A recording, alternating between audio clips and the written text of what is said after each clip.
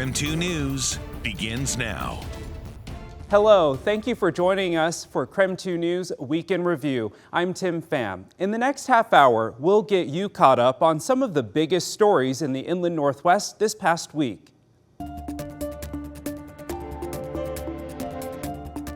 This is a 1-month test program which will put more police officers, behavioral health first responders, even homeless service providers into the downtown core. Starting Monday, change is coming. Probably the best way to describe it is we're trying to stabilize the downtown area. It's called CORE, or the Crisis Outreach Response and Engagement Program. What it looks like: an influx of Spokane police, fire, code enforcement, and homeless service providers targeting spots data shows have higher crime or disorder. It's to create this coordinated response. The heart of the city has been plagued, at least according to some, by homelessness and crime. Some businesses say it's forced them to leave. Some people are frightened by what they see, and some people are not. So there's that perception issue. But ask others, like Robert Hemphill. A little bit. When you neglect something, and I think that's what people did, they just kind of neglected, they tolerated it. You can't tolerate stuff like this. His Chicken and Mo has called downtown home for 32 years, and he says crime ramped up in the early 90s, though he views it as another cost of doing business. I don't care. Wherever you go, you're going to have shortcomings. I don't care. Only probably place you're going to find shortcomings is probably Paradise, and then you have shortcomings up there too. But he believes Spokane is about as close as he can get to Paradise for now. So he's eager to see a vision and a plan to make it better. The city's plan: put more behavioral health and service providers downtown. And you may see more officers too. Bike and foot patrols will increase police presence by 120%. Chief Kevin Hall says they want to engage people. If people are down there in the area because they're getting treatment, we don't want to scare them off. But says enforcing laws will be part of the work. Mayor Lisa Brown says service providers will also pair up with code enforcement, connecting people with help while also cutting back on camping and garbage. So that we're not just moving individuals who might then move to another part of the city, but we're actually working on that transition into the appropriate services. But you won't see it for long. The pilot program runs for just 30 days. After that 30-day period, which again starts on Monday, the city is going to have to review how well CORE did, if it had an impact, and how businesses felt about it. Mayor Lisa Brown says then they will have to figure out how to launch it long term. Shannon Mowdy, KREM 2 News.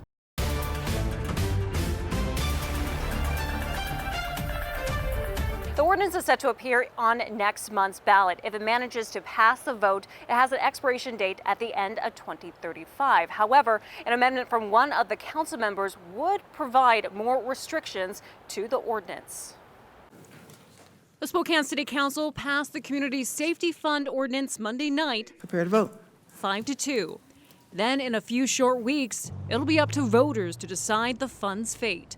If passed this November, Spokane Mayor Lisa Brown says the new tax would cost the average Spokane resident around $1 for every $1,000 they spend.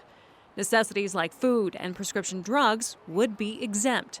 In the original proposal, the mayor said roughly $6.5 million per year would stay in the city and be used for community safety enhancements. Monday night's vote also established a sunset provision, essentially an expiration date for December 31st, 2035. Councilmember Michael Cathcart proposed an amendment to the ordinance, adding restrictions on how the money would be exactly used. Ultimately, that amendment was not included in the vote. There's going to be commentary that we're protecting these dollars, even though there's absolutely no definition provided of what community safety is. That will be up to the whims of any future council and any future mayor. Council President Betsy Wilkerson also spoke, saying she trusts the Spokane Police and Fire Departments to use the money equitably. As we go forward, and yes, we are the body, these funds will have to come to council for approval, So they will have to explain the need for them. Again, the Community Safety Fund proposal set to appear on the November ballot. If it passes, it would go into effect April 1st. In downtown Spokane, Cody Proctor, KREM 2 News.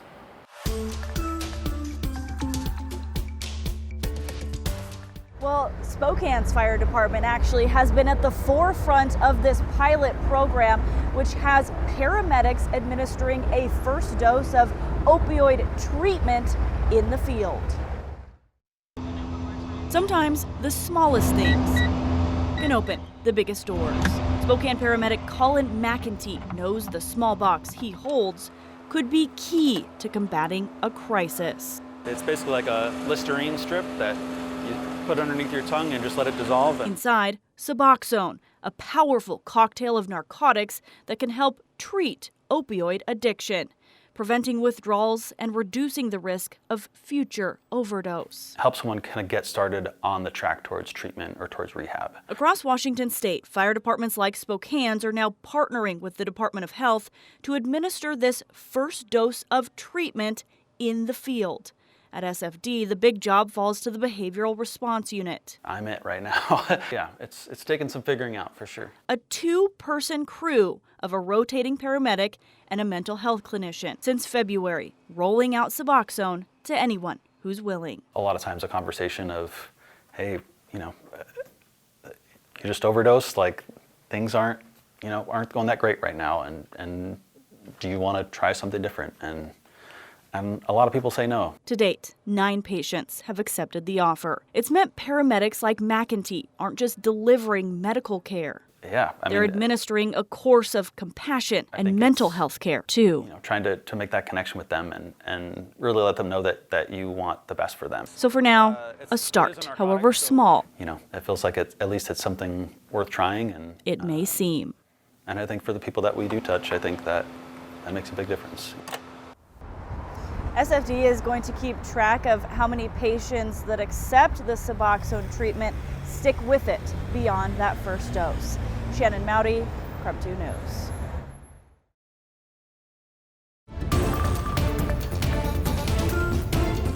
Welcome back. Thank you for joining us on KREM 2 Plus for your KREM 2 News Weekend Review. It's been a busy week here in the Inland Northwest. Let's get you caught up on some of the news you might have missed.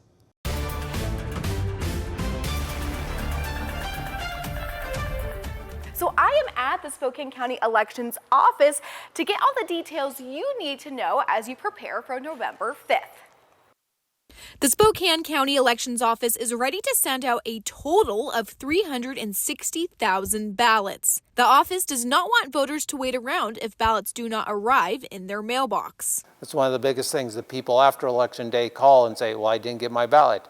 There's nothing we can do about that. If you are still missing your ballot by October 18th, the Elections Office says to call or visit in person before it's too late. Also, don't take a chance on getting it lost, or if there is a problem with your signature, let's get it done earlier, the better. A few other things to keep in mind. There are a lot of ballots back that don't have a signature on it, so that is sign your ballot. Ballot drop boxes can be found at all city halls and libraries starting on October 11th, and they will close sharply at 8 p.m. on Election Day. Mailed ballots need to be postmarked on November 5th. And when it comes to safety and security, the Elections Office assures that between their 200 observers and strict protocol, they have the system down. Everything is reconciled. This goes through. There's always 2 people with the ballots. There's a lot of steps that go through to make sure your ballot is counted the way you want it to be counted. And for those who still need to update or do their voter registration, that deadline is going to be October 28th. It has to be received by the Elections Office by October 28th if you're mailing it in or online, as well as for November 5th, your ballots need to be postmarked on that due date of November 5th. I'm right here at the Spokane County Elections Office. Regan Gallo, KREM 2 News.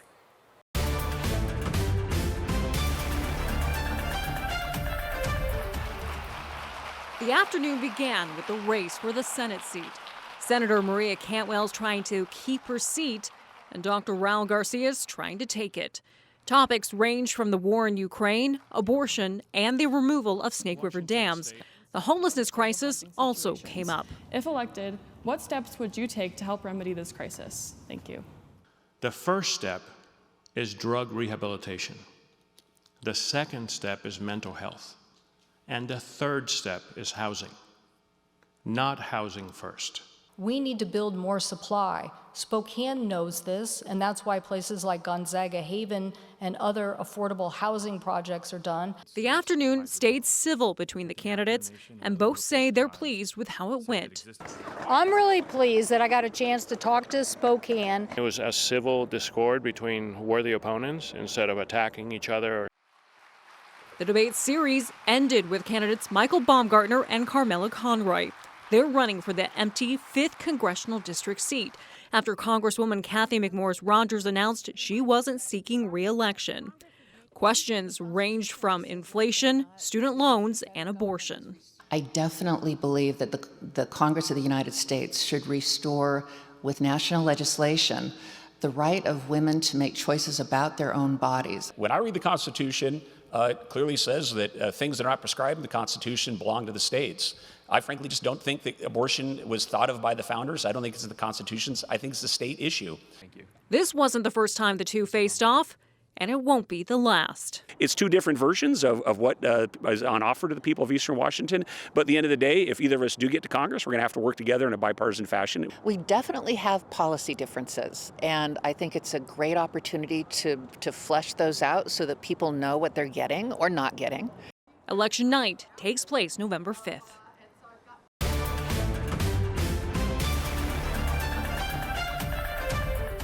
As November 5th looms closer and Election Day is almost here, Idaho school districts are urging voters to vote yes on their levies. Now today I got to talk to both Coeur d'Alene School District as well as Lakeland Joint School District to get all the details they want their voters to know.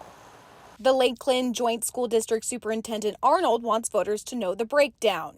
The state's going to pay the first $2.37 million of the $9.52. We together will only be responsible then for $7.14 million.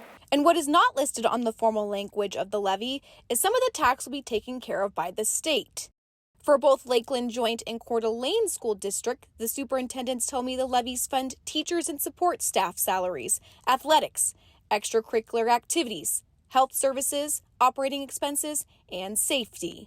We receive no dollars for school nursing, for school resource officers, any of that safety security kind of focus. And we know that that's very important in our schools and very important to our community. And without the funding, the schools say they may face a harsh reality. If by chance we don't have the levy, our board, we're going to be faced with looking at identifying $25 million worth of cuts. Superintendent Hawker says with those potential cuts, classroom sizes would get bigger if districts are forced to let people go. For both school districts, the levies are 25% of the overall budget, which is why they want their voters to vote yes. In Coeur d'Alene, Regan Gallo, KREM 2 News.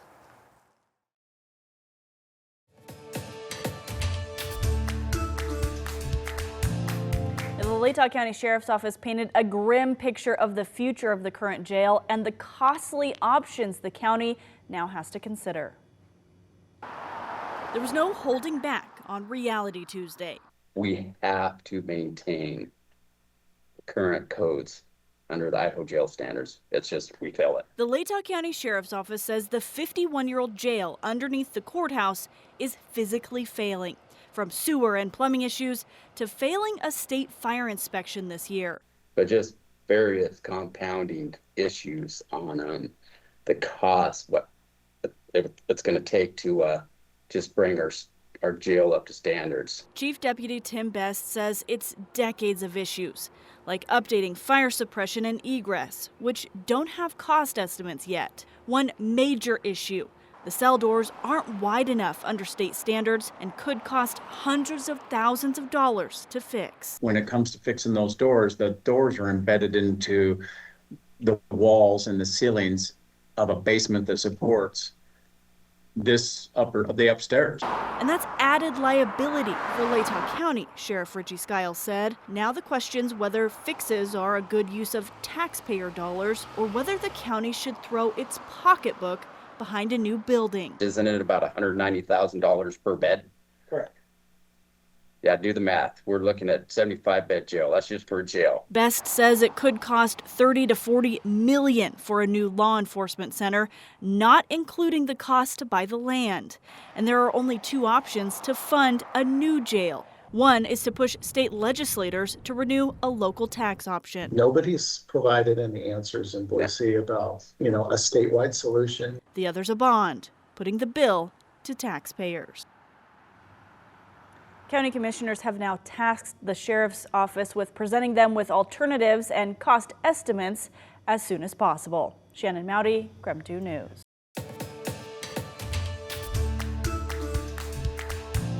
I'm here at Appleway Trail, where back in May of this year, 100 of these trees were planted as part of Spokane, which aims to bring shade and beauty to the rest of the region. However, 18 of those 100 trees now look like this, just a mound of dirt. And as you can see, there's a row of mounds of dirt going down this row right here.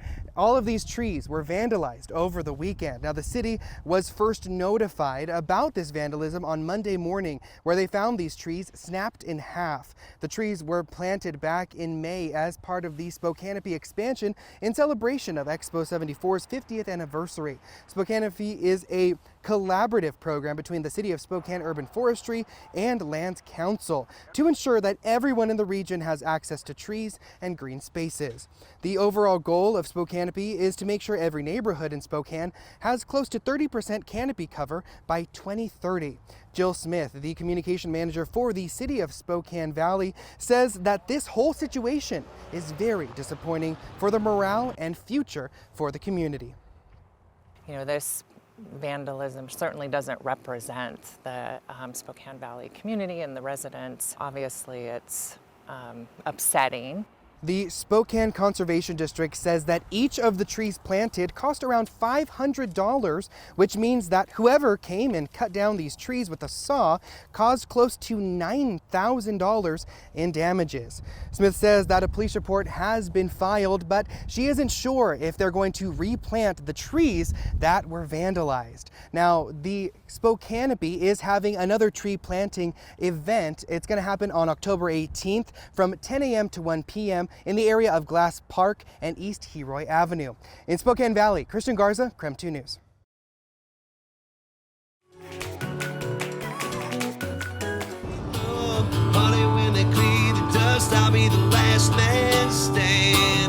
Music saved my life in just in every way. Yeah, I'll be the last man standing.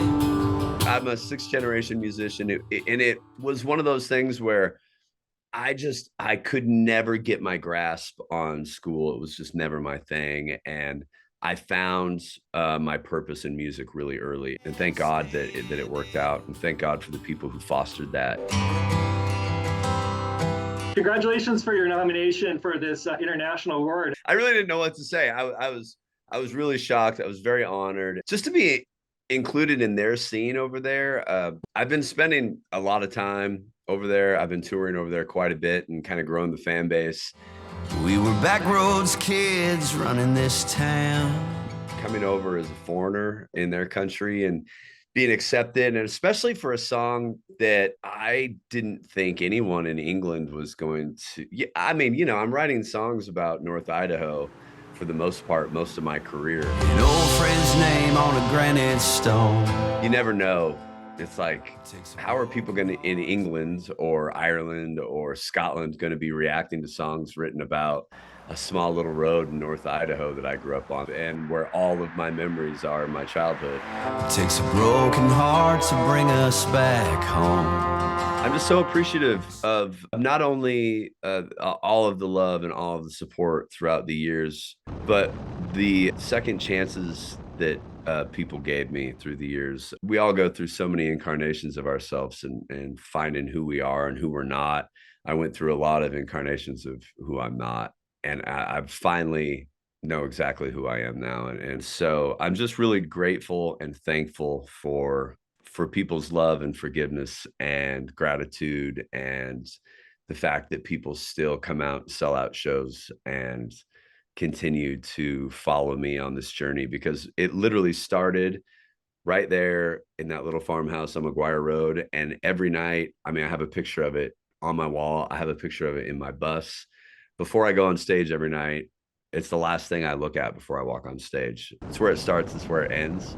And yeah, without that region, without North Idaho, none of this is possible. Thank you for joining us for KREM 2 News Weekend Review. For the most current news throughout the weekend, you can watch our latest newscast and weather forecast right here on KREM 2 Plus. Just look for the video in the bottom navigation menu. I'm Tim Pham. Thanks for watching.